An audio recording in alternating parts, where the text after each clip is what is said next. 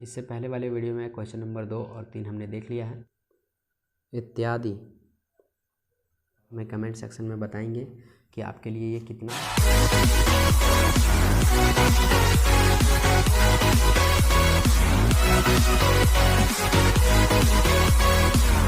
Hello नमस्कार बच्चों, स्वागत है आपका फ्री ऑनलाइन एकेडमी पे। अब हम देखेंगे प्रश्नावली 1.1 का प्रश्न संख्या 4। इससे पहले वाले वीडियो में क्वेश्चन नंबर 2 और 3 हमने देख लिया है। और प्रश्न संख्या 4 करने के लिए आपको करना क्या होगा, सबसे पहले थोड़ी बेसिक जाननी होगी। बेसिक जो है सो 9th क्लास के फर्स्ट वीडियो में डला हुआ है, आप अगर वहाँ से देख सकते हैं या फिर चैनल के प्लेलिस्ट में जाके देख सकते हैं या फिर वीडियो के डिस्क्रिप्शन में आपको लिंक मिल जाएगा, आप वहाँ से देख सकते हैं।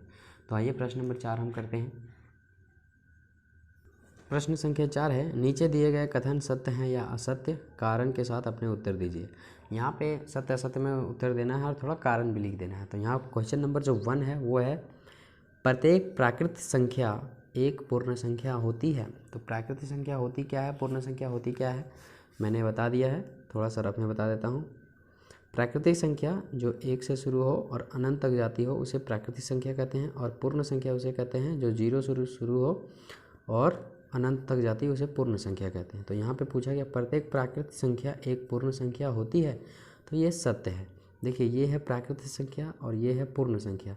तो पूर्ण के अंदर जो चीज़ें आ रही हैं ना, वही प्राकृतिक अंदर आ रही हैं, 0 को छोड़ करके। तो इसीलिए हम बोल सकते हैं प्राकृतिक संख्या को हम पूर्ण संख्या बोल सकते हैं। लेकिन अगर बोल देता इसका उल्टा कि पूर्ण संख्या को प्राकृत बोल सकते हैं, तो नहीं। लेकिन अगर आपसे बोल दे प्राकृत संख्या एक पूर्ण संख्या है, तो ये बिल्कुल सही है। प्राकृत संख्या को हम पूर्ण संख्या बोल सकते हैं। ये रहा आपका प्राकृतिक संख्या और इसे हम लोग पूर्ण संख्या बोल सकते हैं। 0 बिल्कुल बोल सकते हैं, क्योंकि 0 का कमी है तो 0 हम इसके आगे लगा सकते हैं बिल्कुल आराम से। लेकिन यही पूर्ण संख्या को अगर बोले प्राकृतिक संख्या बोल सकते हैं, तो नहीं बोल सकते हैं, क्योंकि 0 लगा हुआ है और इसे हम हटा नहीं सकते हैं। तो ऐसे आप समझ सकते हैं। तो इसका जो आंसर होगा वो होगा सत्य।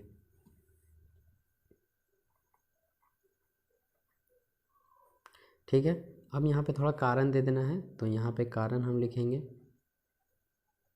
कारण यहाँ हम लिखेंगे कारण में, क्योंकि पूर्ण संख्या के अंदर प्राकृतिक संख्या आती है। तो आइए लिख लेते हैं। बात समझ में आया? पूर्ण संख्या के अंदर प्राकृतिक संख्या आ जाती है, इसीलिए हम लोग प्राकृतिक संख्या, इसीलिए प्रत्येक प्राकृतिक संख्या एक पूर्ण संख्या होती है, हम बोल सकते हैं। ठीक है, अब हम समझते हैं दूसरा, प्रत्येक पूर्णांक एक पूर्ण संख्या होती है। तो इसका आंसर है नहीं। नहीं में इसका उत्तर नहीं देना, हमें जवाब देना है असत्य में। तो इसका जो है सो असत्य हो जाएगा। क्यों होगा वो हम बताते हैं। असत्य, कारण भी यहाँ देना है। समझिए, प्रत्येक पूर्णांक एक पूर्ण संख्या होती है, तो नहीं होती है। पूर्ण संख्या जो होती है ना, वो 0 से स्टार्ट हो जाती है। ठीक है, 0 से, 0 1 2 3। और पूर्णांक जो है सो धनात्मक में भी होती है और ऋणात्मक में भी होती है। तो यहाँ पे 1 जो है सो वो पूर्णांक नहीं कहलाएगी। कैसे? क्योंकि 1 यहाँ से लिखना होगा, -1 जो है ना, वो पूर्णांक नहीं कहलाएगी। ठीक है, बात समझ में आया? प्रत्येक पूर्णांक एक पूर्ण संख्या होती है, सवाल ये है हमारा। तो पूर्णांक जो है सो धनात्मक में भी होती है और ऋणात्मक में भी होती है। तो जो भी ऋणात्मक वाले हैं ये पूर्ण संख्याएं नहीं कहलाएगी, इसीलिए यह कथन क्या है, असत्य है। क्यों? क्योंकि अगर हम -1 को लेते हैं तो 0 से आगे लिखना होगा, और ये जो है सो पूर्ण संख्या के खिलाफ हो जाएगा। पूर्ण संख्या 0 से शुरू होती है, ना कि -1 से। बात समझ आया? तो यहाँ पे बोला है प्रत्येक पूर्णांक एक पूर्ण संख्या होती है। तो पूर्णांक धनात्मक भी होते हैं, ऋणात्मक भी होते हैं, और अगर ऋणात्मक हम जाएंगे तो वो पूर्ण के अंदर नहीं आएगी, इसीलिए यह कथन असत्य हो जाएगा। तो यहाँ पे हम लिख देंगे कारण -1 व -2 इत्यादि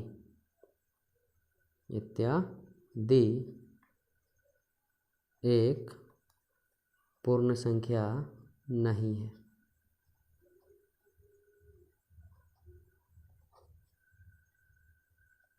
बात समझ में आया? अब हम देखते हैं प्रश्न तीसरा, प्रत्येक परिमेय संख्या एक पूर्ण संख्या होती है। तो इसका आंसर होगा असत्य। कैसे वो हम देख लेते हैं। देखिए असत्य क्यों होगा, क्योंकि प्रत्येक परिमेय संख्या एक पूर्ण संख्या होती है, नहीं। परिमेय जो संख्या होती है वो बटा के रूप में होती है, ऊपर नीचे होती है। देखिए प्रत्येक परिमेय संख्या एक पूर्ण संख्या होती है, नहीं होती है। यहाँ पे कैसे, क्योंकि प्रत्येक परिमेय संख्या जो भी परिमेय संख्या वो बटा के रूप में होगी और पूर्ण संख्या होती है। तो पूर्ण संख्या किससे शुरू होती है, जीरो से। किससे शुरू होती है, जीरो से। अब मान लीजिए तो इसका जब हम मान निकालेंगे तो जीरो से कम ही होगा, चलिए ठीक है। लेकिन आपके पास अगर मान लीजिए 5 - 5/3 होगा तो ये भी परिमेय संख्या है ना। तो ये परिमेय संख्या है, तो यहाँ पे आ गया क्या, माइनस, जो कि परिमेय संख्या के खिलाफ है।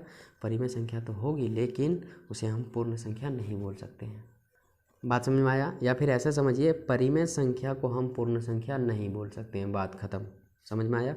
जो भी संख्याएं बटा के रूप में हो उसे हम लोग पूर्ण नहीं बोल सकते हैं, ठीक। तो यहाँ पे हम कारण लिख देंगे, परिमेय संख्या पूर्ण संख्या नहीं होती है, कारण में। तो वीडियो को रोकिए और उतार लीजिए। आशा करते हैं ये भी आपको पसंद आया होगा। पसंद आया है तो लाइक कर दीजिए, वीडियो में नए हैं तो चैनल को सब्सक्राइब कर दीजिए, और इन दोनों में कुछ नहीं करना है तो दोस्तों के साथ शेयर कर दीजिए प्लीज़, क्योंकि इस कोविड-19 के दौरान बहुत से बच्चे पढ़ नहीं पा रहे हैं और ट्यूशन स्कूल तो बंद ही हैं। तो मेरा यही कोशिश है कि घर बैठे आपको पढ़ा सकूं, आपको कुछ सिखा सकूं और आपसे कुछ सीख सकूं। अगर थोड़ा सा भी वीडियो हेल्पफुल लगता है तो आप हमें कमेंट सेक्शन में बताएंगे कि आपके लिए ये कितना हेल्पफुल है। आपके कमेंट का हमें इंतज़ार रहेगा। मिलते हैं अगले वीडियो में, तब तक के लिए जय हिंद, जय भारत।